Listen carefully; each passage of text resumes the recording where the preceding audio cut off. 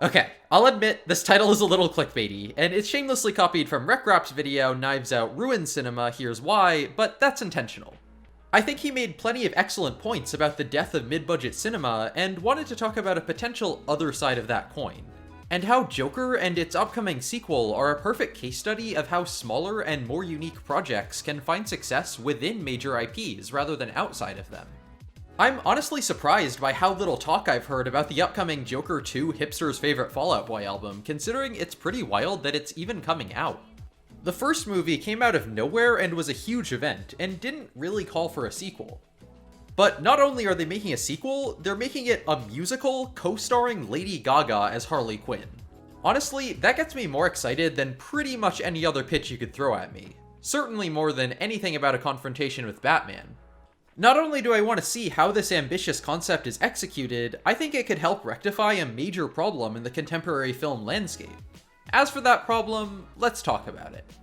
Many people on YouTube and elsewhere have drawn attention to two things that have become increasingly notable in the world of cinema: the decline of mid-budget films and the death of the movie star. These are definitely intertwined, but I'll start with the first. Mid-budget movies, those made from anything from around $15 to $70 million, have a much smaller presence and a much harder time turning a profit than they used to, and this is kind of bad news for many types of filmmaking. Many of the most acclaimed and iconic films of the 80s, 90s, and 2000s are mid-budget pictures, especially in genres like comedy, drama, mystery, thriller, crime, and horror. Nowadays, you don't see a lot of those breaking out anymore. Those genres are represented, but mostly in smaller films that don't get a lot of attention from people who aren't film enthusiasts. What's left are the big-budget blockbusters, which can still sell hundreds of millions of tickets through expensive marketing and connection to established IPs. While those can be great, they represent only a small portion of what cinema has to offer. These movies are almost always action-oriented franchise films, and are made to appeal to as wide a demographic as possible. Because of this, blockbuster films are less likely to take serious risks or include controversial or mature themes than mid-budget films. While blockbusters captivate the world through spectacle and hype, mid-budget films are more likely to push the boundaries of cinema forward. So if mid-budget films are so great, why are they going away? There are a lot of factors, but one of them is the simultaneous death of the movie star. From the beginning of Hollywood up until about 10 years ago, the leading actor was one of, if not the biggest draw to most films. If you had a star on your movie poster, you could pretty much guarantee audiences would turn up. Whereas these days, the only way to reliably make a profit is through a connection to an established franchise.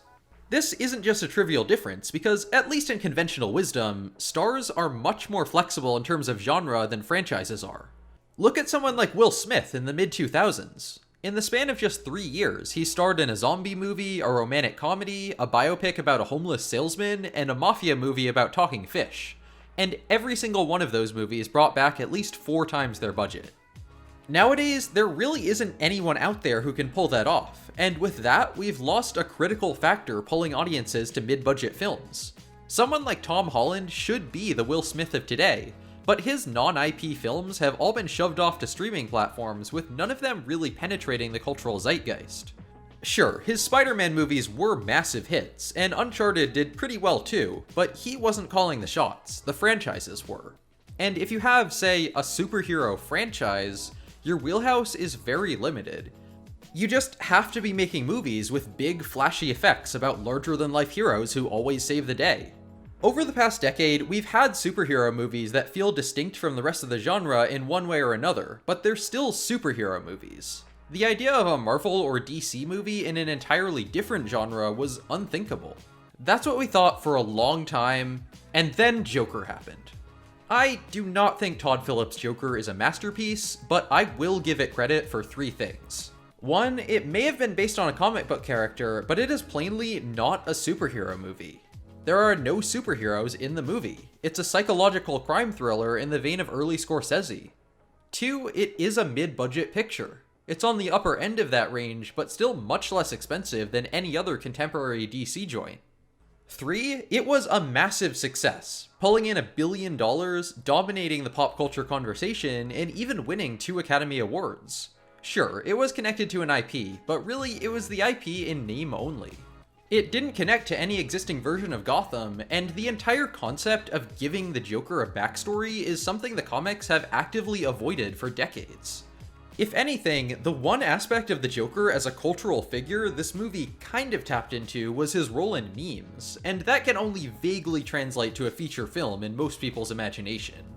In that respect, this movie's connection to DC is pretty similar to past cases of movie stars drawing attention to entirely original films. The franchise was there for name recognition and to evoke a few cultural motifs, but the movie did its own thing. It proved that we live in a society where massive IPs don't need to restrict themselves to big-budget PG-13 action movies, and that's definitely something both DC and other studios should learn from. Whether they've done that already is hard to tell, but there are a few notable cases. Marvel is generally still very shy to stray from its formula, but Werewolf by Night and the Guardians of the Galaxy Holiday Special were 2 steps in the right direction. They're both major departures from typical Marvel fare, the former in tone and the latter in plot structure. You can tell they're just testing the waters since those are both 40-minute TV specials, but I think they would have played very well as feature films. Though it's also not a movie, Andor is a Star Wars show with no lightsabers and little action, and it's all the better for it.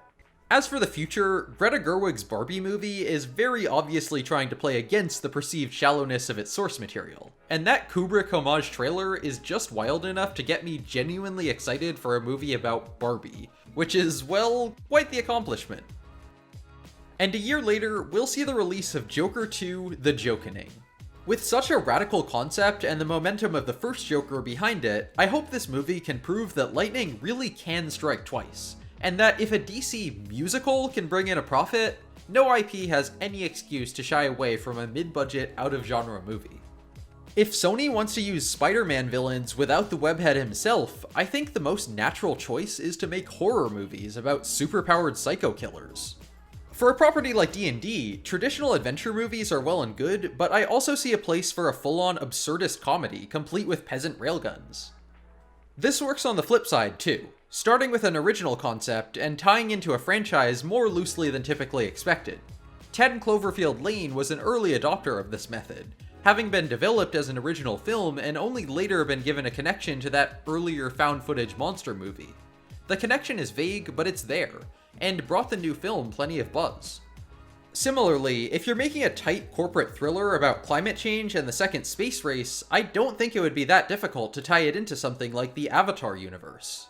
Some people might be confused about the continuity of these projects, but nowadays it's very easy to get those questions answered online. If studios start going wild with new takes on their IPs, not all of them will interest everyone, and it's possible that some will flop at the box office. But that's not as big a deal with mid-budget movies. The successes will almost definitely outweigh the costs. Likewise, all IPs will have some limitations, but if we see more success stories of almost fully original spin-offs, that might inspire studios to take another chance at straight-up original filmmaking. All in all, I might be a little too optimistic here. Most of these studios probably aren't interested in taking a ton of risks with their precious brands. But here's hoping Joker 2 Let's Commit Murders Together Ooh Ooh can open up some people's minds.